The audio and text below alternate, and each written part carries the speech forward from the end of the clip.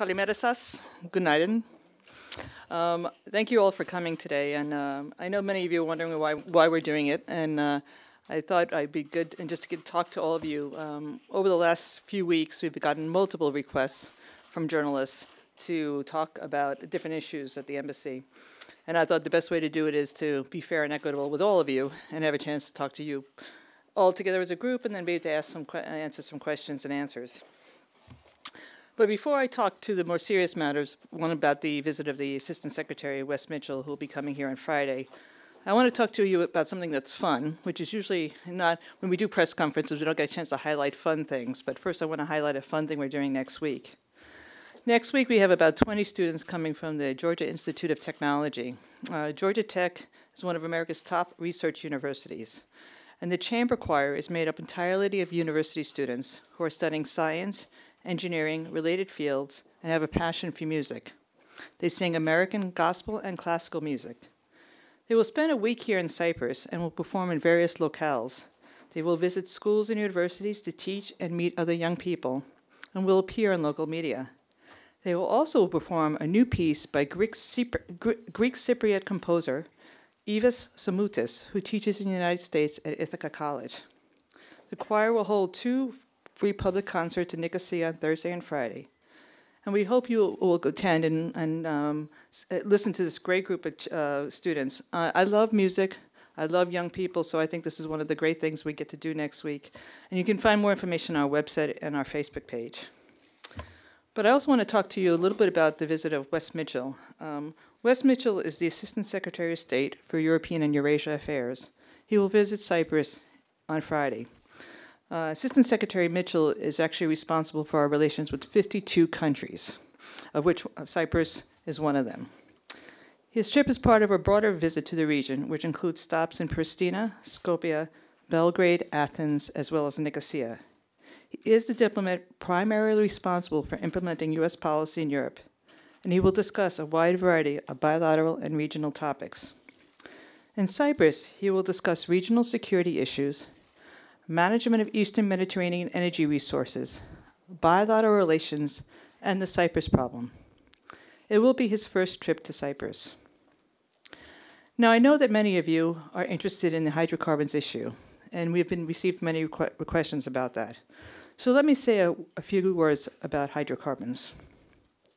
The United States has consistently reiterated its support for the Republic of Cyprus's right to develop its resources in its exclusive economic zone.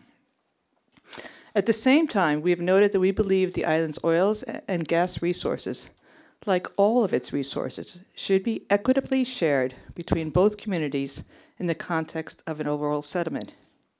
It is clear that a just and lasting settlement of the long-standing Cyprus problem would greatly facilitate the development of the resources and would help ensure they benefit all Cypriots. In my long career as a diplomat, and with a particular focus on economic issues, I've become familiar with the energy business, and I know that it works according to long-term timelines and is influenced by many factors. Exploratory activities do not necessarily mean there is a find. And even if there is a deposit, it may not be possible or feasible to commercialize it. And even if the oil or gas can be extracted, prices, including the cost of transporting the product, may dictate waiting before entering the market. It often takes several years, maybe even decades, before all the conditions are right for revenues to be flowing. Political stability, economic growth, and regional security all play large roles in the sequencing of events. I don't want to sound pessimistic, because I'm not. But I do want to inject some realism and experience into the topic. The discoveries in the Eastern Mediterranean are important. They can integrate and interconnect and integrate the region. They can reduce the dependence of individual countries on specific sources of energy and lead to increased economic and political cooperation. The resulting prosperity can strengthen democracies and bring much-needed political and economic stability to the Eastern Mediterranean. They will also help diversify Europe's energy supply and help meet the continent's broader energy securities. But it will take time for these benefits to accrue if the finds are there and the conditions are right. I sincerely hope that both sides use that time to find a way to resume negotiations to reunify the island as a bizonal, bi-communal federation. We believe that a great deal of progress was made by the leaders during the last round of negotiations, and we continue to support Cypriot-led efforts facilitated by the United Nations and supported by the international community to bring about a settlement.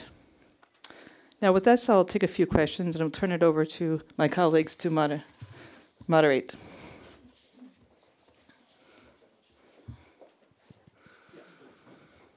And can you identify your name and who you're with? Thank you. Is it? You can hear me? Okay, my name is Ibi Mitsidou-Phillips, and I'm from the Cyprus News Agency. I would like your opinion, Mrs. Doherty, on whether you're optimistic or not, whether the new effort will begin soon, or negotiations will resume. I sincerely hope so. I think I've seen a lot of the progress that was made last time during the last round of negotiations, and I think there's a very solid foundation from which to build upon. I know the two leaders have both expressed a desire to get back to the table and to start negotiations, and I sincerely hope that starts soon.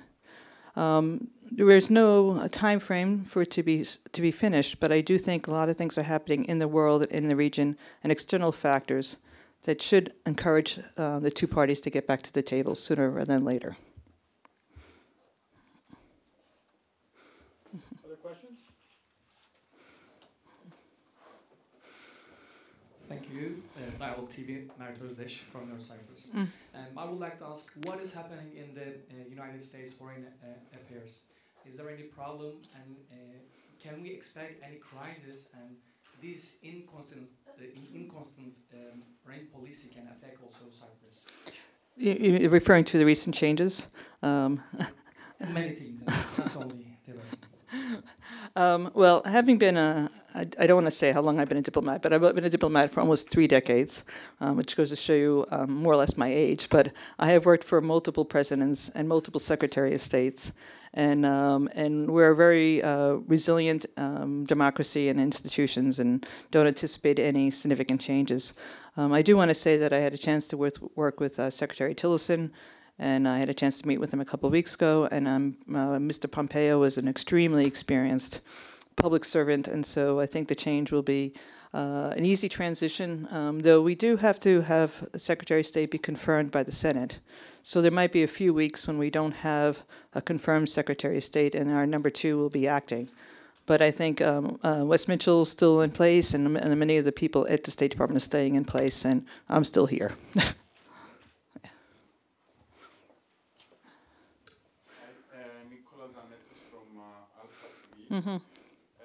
There is an upcoming drilling and some activities from ExxonMobil coming up, and I was wondering, having in mind what happened recently in Cyprus as EEZ, whether the US government will support ExxonMobil's activities in Cyprus. Well, ExxonMobil's activities in the next few weeks are actually a survey vessel, which is very different than an exploratory rig.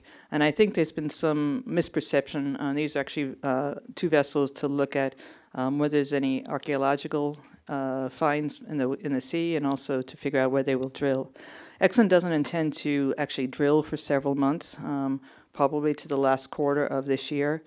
And I think we've got several months to focus on what really matters, and which is, in my government's opinion, is the settlement process. And I think we have a lot of time, and that 6 months should be really taken advantage of to make progress on the thing that really matters, which is the settlement talks.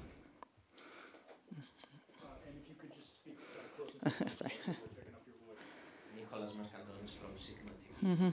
I'm wondering how the USA will react in case Turkey harasses the ExxonMobil vessels, like has already done against Eni. Well, again, I mean, the immediate few weeks right now is a survey vessel, and we don't expect any problems. Obviously, the next few months, we have a very long and robust agenda with Turkey on many issues, and we will continue to engage with Turkey on issues that affect this region. And this is one of the topics among many, and we will continue to have dialogue with Turkey. But again, ExxonMobil does not intend, as I understand from the company itself, not to the last quarter of 2018.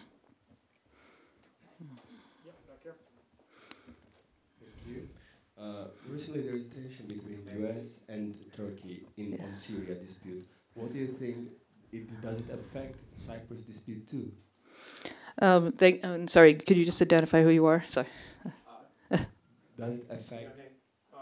Sorry. Ramazan Safa Kıbrıs. Sorry. Thank you. Sorry. Again, I'm not I follow the region, but I don't want to comment specifically on Turkey because I'm not the ambassador, U.S. ambassador to Turkey. I do know we have had very long discussions with Turkish officials recently, and I don't want to say that things have improved dramatically, but they're improving. So I think having a long conversation and a good relationship with Turkey and Greece and all the countries of the region would only have a positive impact on Cyprus, and we're working on that. Another question? Yeah.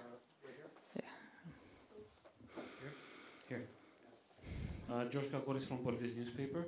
What is your position and the United States position regarding the way that this equitable sharing of the natural resources will be done? The Turkish Cypriot side has been talking about a committee, the South has been talking about a fund.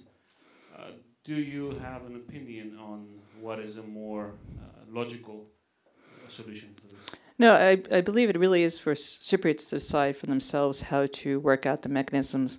But one of the things I hope I made it clear in my remarks is that the revenue stream is at best many years away, and so this intense focus on how do you share the revenues. I hope there are revenues to be shared equitably.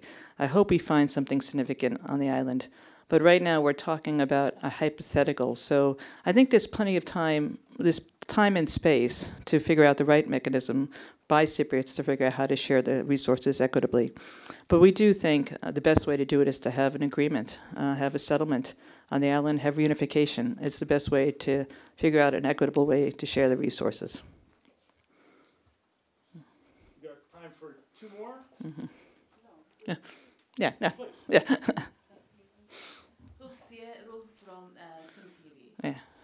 If you look the statements from Turkish side, do you be an actor in this dispute, be an actor in gas issue, and what does the U.S.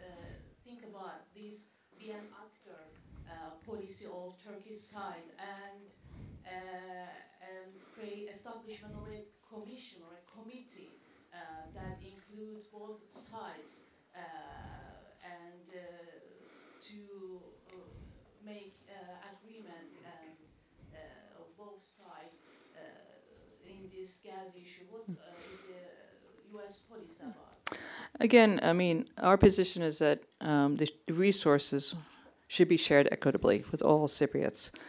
How it's done should really be decided by Cypriots, because I don't know what the best mechanism would be except for the settlement. The settlement is the best way to solve the issue of sharing sharing of all resources equitably. And that's why we still very strongly support talks to create a bizonal bicommunal federation here on the island. I think this is the issue of resources, one of the most important issues that would be addressed in a bizonal bicommunal federation. How do you share the great resources that I hope exist on this island? Yeah. So U.S. doesn't support any commission or committee, only support the settlement. No, we're not weighing in one way or another on whether a committee should not be developed. I'm saying there's two things. One is the settlement is the best way to solve the issue. How do you share resources? And we think that should be the priority. We also want to acknowledge that resources, if they flow, we're talking a very long time from now. I really hope for all Cypriots that there is a significant find of natural gas here.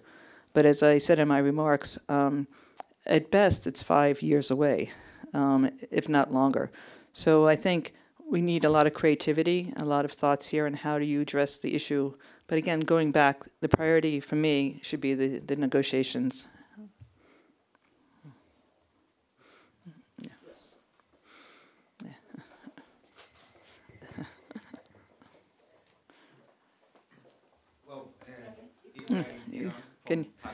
Okay.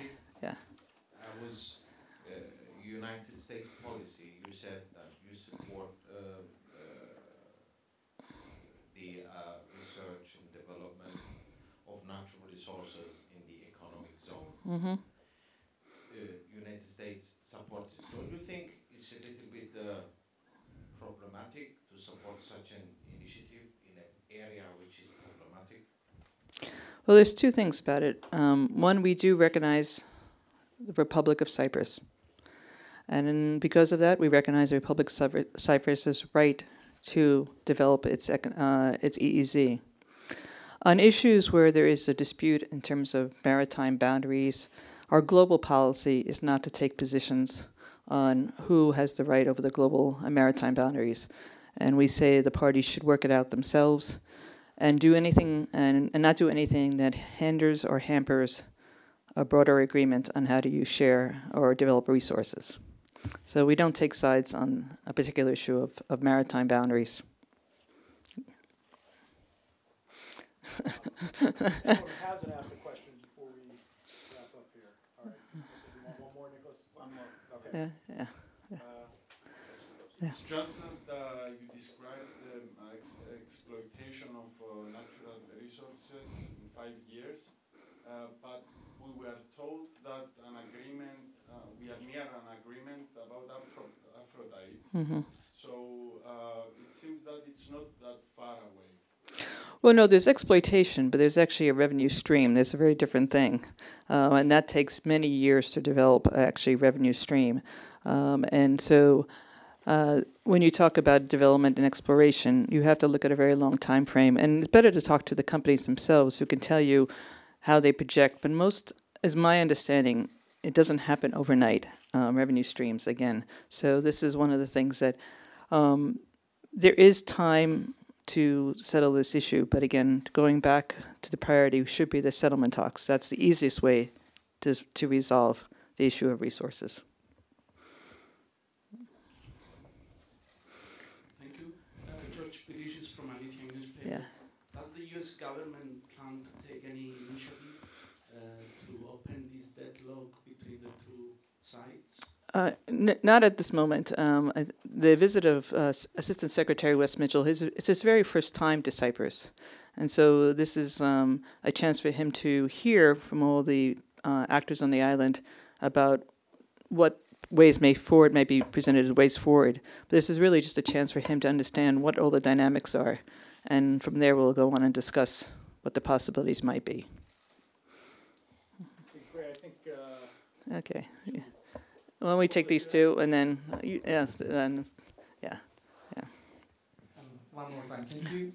What do you think about the Cyprus arming program? In last days, last time, we had some red news about Cyprus are expanding and trying to getting more powerful army, and they are negotiating with Russia. Just the news, according to the Sputnik News 2 days ago, we learned that Cyprus is negotiating about arming from Russia. Maybe it's a fake news or not, but what do you think about if Cyprus would like to have a more stronger army, and if they are getting some weapons from Russia? What do you think about? Actually, I do not know about the plans of the National Guard here to do these things, and so I don't want to give you an opinion on it because it's not something I'm aware of. So that's the best answer I can give you. A clarifying question about what I asked earlier. Have you been in contact with officials in the north and the south about sounding out what they think, what the next step should be on the way to an equitable sharing of resources? Well, I mean, obviously, I talk with people on both sides of the island frequently, but it's not for them to tell with me what the process forward. It's really with the United Nations, and so if there is a way forward that they would like to propose, it should go first to the United Nations, and then the United States, as a member of the Security Council, would be interested in seeing what the discussion is, but it's not for them to share with the U.S. ambassador. Yeah. Okay. Well, thank you very much, and I appreciate you all coming out this morning. Thank you.